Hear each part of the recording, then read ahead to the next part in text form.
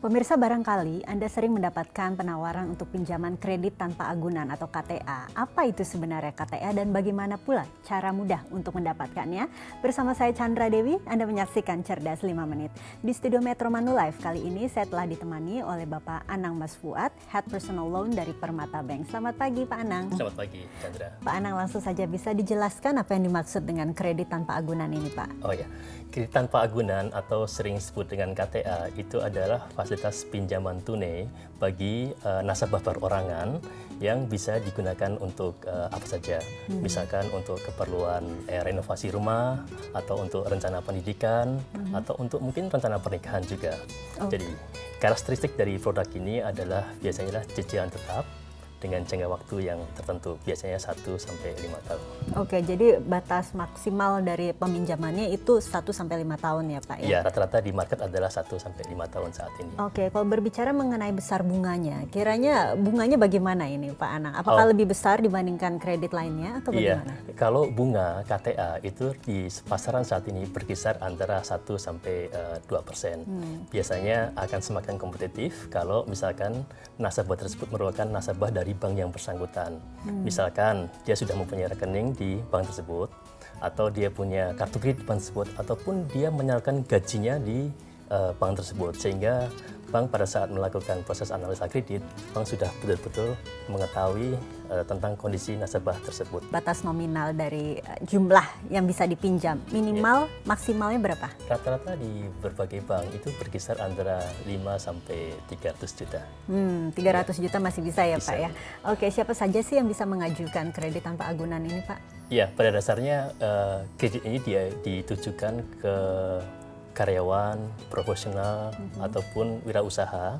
Yang penting adalah dia dalam masa produktif. Dalam artian bahwa dia bisa mempunyai penghasilan.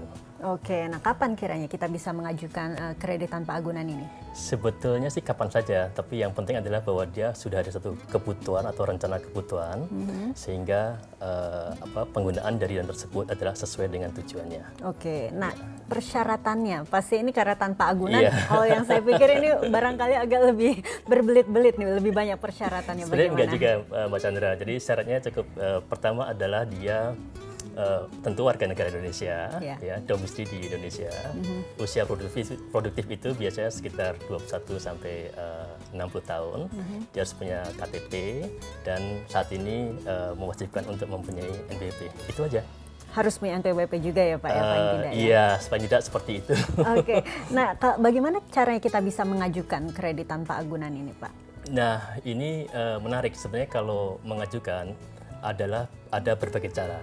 Bisa berkunjung ke bank, ke bank yang dimaksud yang menawarkan KTA, atau bisa juga melalui sales agent, tetapi harus dipastikan bahwa sales agent tersebut mewakili atau ditunjuk dari bank. Ya, jadi supaya tidak disalahgunakan data kita.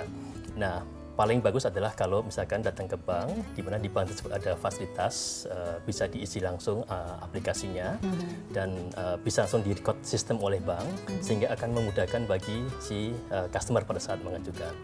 Juga kalau datang ke bank, itu juga kecepatan prosesnya akan jauh lebih cepat, karena data langsung bisa di-entry di bank tersebut. Begitu. Biasanya berapa lama sih Pak proses dari pengajuan KTA kita pada akhirnya disetujui oleh pihak bank? Sebetulnya kalau yang cukup memakan waktu adalah proses aplikasi sampai di entry oleh si bank. Nah, oleh karena itu kita sarankan bagi nasabah yang memang ada kebutuhan atau rencana kebutuhan melalui KTA, sebaiknya datanglah ke bank karena di situ ada aplikasi dan langsung bisa di-input aplikasi di bank tersebut, sehingga otomatis akan ke proses.